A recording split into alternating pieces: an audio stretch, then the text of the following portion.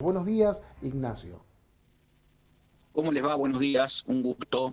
Bueno, ¿qué información tenés? ¿Ella se presenta presencialmente o va a ser vía Zoom online esta detención, digamos?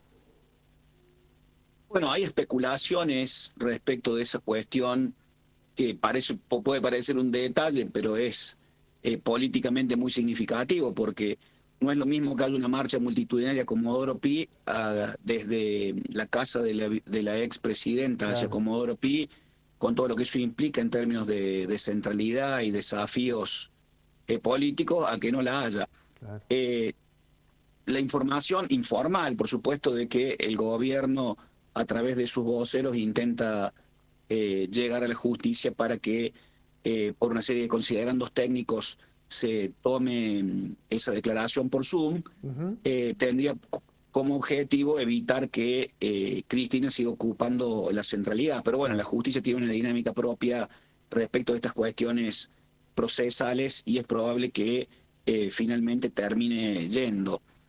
En el caso de que no fuera, aparentemente también habría una Y manifestación claro. nutrida en la cual están involucrados, por supuesto, los gobernadores, los intendentes de Buenos Aires y una serie de referentes del Partido Justicialista y alrededores que se referencian en la figura política de la Sí, sí. expresidenta. Entonces ahí donde estaría esta cuestión de la centralidad política que ella tiene y que se ha potenciado con esta adversidad en la que ahora se encuentra, descontando las cuestiones legales, no estamos hablando de política. Esto ha hecho posible algo que era impensado hasta ese día, o al menos hasta aquella famosa entrevista que dio en C5N no hace mucho, eh, que resolvió la interna. Todos estos episodios han resuelto de alguna manera la interna peronista y le dan potencia al espacio de cara a las elecciones que vienen, a las elecciones legislativas de la provincia de Buenos Aires el 7 de septiembre, que por el momento se mantienen ahí, y las elecciones nacionales legislativas de octubre, bueno, que ya tienen fecha. La disputa está puesta ahí y la tensión es con el gobierno nacional, ¿no? Bueno, y hablabas de los gobernadores que van a participar de esta marcha o de esta concentración, en el caso de que sea online, vía Zoom, la detención. Hay que ver con el transcurso de las horas qué decide la justicia. Pero ¿qué pasa con nuestra Córdoba? Porque hay un silencio oficial respecto de este tema y una presión de la oposición. Salió Miguel Siciliano días pasados a contestarle a Juez y a De Loredo sin mencionar a Cristina, porque el partido cordobés, que no se define cristinista, también tiene elecciones y compite electoralmente con el partido de Milei, ¿no? Que quiere pintar de violeta a toda la provincia. Sí, el caso de Córdoba es una encrucijada, ¿no? Tanto para el oficialismo como para la oposición. Un dato clave de aquel día en que sentenciaron a Cristina fue la gente en la ciudad Córdoba, de la ciudad capital de Córdoba, en el Córdoba capital, Uh -huh. en el patio Olmos y yendo al partido justicialista que está cerrado por orden de José Manuel de la Sota desde 1999, Ajá. manifestándose enfrente del partido. Hay todo un dato. Ese es un dato, ¿no? Después un dato de fondo, o sea, una cuestión de fondo que tiene muy claro, como vos decís, Marcelo, el cordobesismo, esto de la habilidad que tuvo el originalmente Partido Justicialista Cordobés para ampliarse, Sí, sí. para quedarse con todo el centro político y lograr una representación en una provincia que había sido históricamente radical. Eso lo hizo hábilmente articulando todo el interior y a partir del conflicto con el campo enfrentando a Cristina. Entonces, y al kirchnerismo en general y al peronismo de la provincia de Buenos Aires también en general. Entonces, el gobernador claramente no puede manifestarse para no quedar en ausencia de su propio electorado, Claro. al mismo tiempo que viene generando cierta tensión con el gobierno nacional, que es verdaderamente a quien deberá enfrentar en estas elecciones Uh -huh. y las que vienen, ¿no? Entonces es un equilibrio muy delicado que como mínimo le obliga a no hablar al respecto. Pero sí mando, como vos decís, voceros oficiosos que tienen vinculación más cercana con los sectores del kirchnerismo y va seguramente a encontrar un equilibrio por las responsabilidades de gestión que tiene y que depende en muchos aspectos del gobierno nacional. Entonces es un equilibrio muy delicado que por el momento viene manejando bastante bien el gobernador, ¿no? Y si, por ejemplo, hablando un poco de las listas, ¿no? Si Schiaretti no va, porque estamos en esta cuestión que venimos siguiendo como una novela diaria, cotidiana, de que va, que no va. Si no va Schiaretti, ¿a quién tenemos? A Miguel Siciliano, a Manuel Calvo me dicen que también está, lo quieren lanzar al ruedo para probar cómo mide. ¿Qué va a pasar con los otros sectores? De Loredo, por ejemplo, ya desistió de integrar la lista de ya porque Bornoroni quiere que sea pura y que no haya alianzas, decía Fantino, lo escuchaba esta mañana, que si bien Fantino no es integrante, digamos, oficialmente de ya, pero es una voz que está alineada con el gobierno y a la cual la escucha mucha gente. Y después tenemos también Luis Juez, que está pendiente de esto porque quiere ser gobernador en el 2027, los camas duros como Pablo Carro, que quieren ir solos, y Massa, por el otro lado, que quiere captar a Natalia de la Sota. Sí, es un caleidoscopio interesantísimo, ¿no?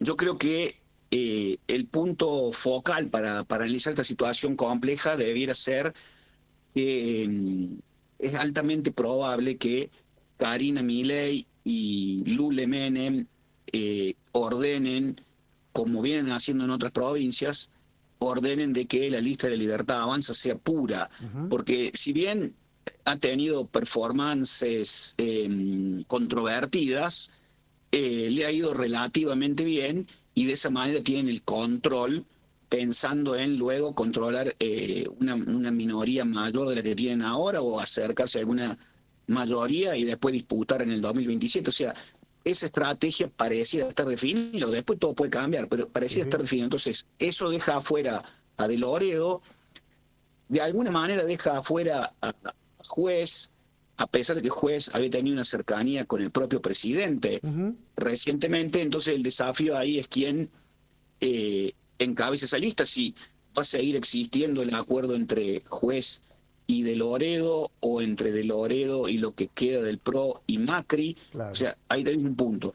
Y después la cuestión, otra cuestión central en Córdoba, Marcelo, vos lo notaste, la figura del ex gobernador Juan Schiaretti tiene una estatura inalcanzable para cualquier otro por el recuerdo de la obra del, Ujú. del ex gobernador y también por su participación en la elección del 2023, que tuvo un rol interesante. Y tuvo recientemente unas intervenciones muy interesantes con un discurso productivista, industrialista, en universidades del conurbano y en Sí, otros sí, espacios que Morón. se presenta el gobernador, marcando algo en lo que creen una serie de dirigentes, que es que en este escenario de polarización, es mundial esto, ¿no? Pero Sí, sí. entre Milei y Cristina habría un porcentaje importante a nivel nacional de votos en el medio que podrían posicionar a una opción diferente. Entonces en eso trabaja el ex gobernador y la gente que lo acompaña.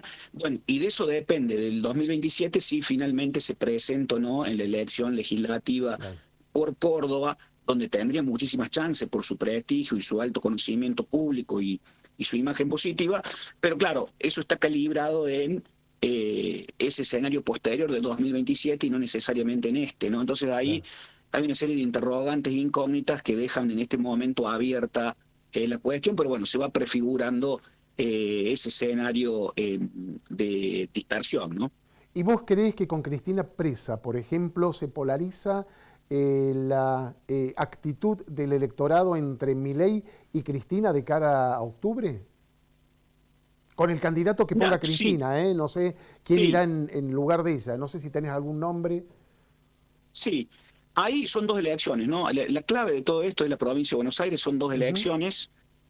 Eh, ella, bueno, independientemente de cómo finalmente cumple su condena a partir de mañana, hay un dato clave ahí que es que, insisto, ella ha logrado una centralidad inaudita para alguien en su condición y eso anula las disputas que había, tiende a una unidad, aunque sea forzada, del peronismo, y ella va a tener mucho para decir en la confección de las listas, en las elecciones de septiembre y en las elecciones de octubre. Entonces, eh, como la figura que mayor tracción tiene es la de ella, necesariamente ella de alguna manera va a participar de la campaña, más no sea en una foto, en una boleta, más no sea en el impulso de la Ujú. militancia, y eso es suficiente para que Milei polarice con eso. Entonces ahí la polarización está cantada y no va a dejar lugar a medias tintas en la provincia de Buenos Aires, y eso se va en gran medida a nacionalizar en las provincias, como viene ocurriendo sistemáticamente. Vos viste que las últimas elecciones todas se nacionalizaron de una u otra manera,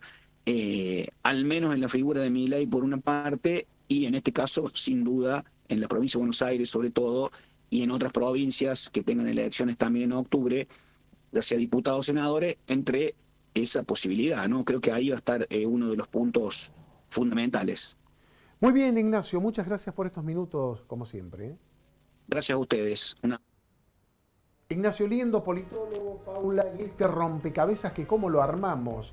Cristina no va, pero aglutina al PJ, Milei, que leía una encuesta que, mira, hay una encuesta interesante, no me acuerdo quién la hizo, pero el título decía, después de la ratificación de la condena, Cristina subió, Subió.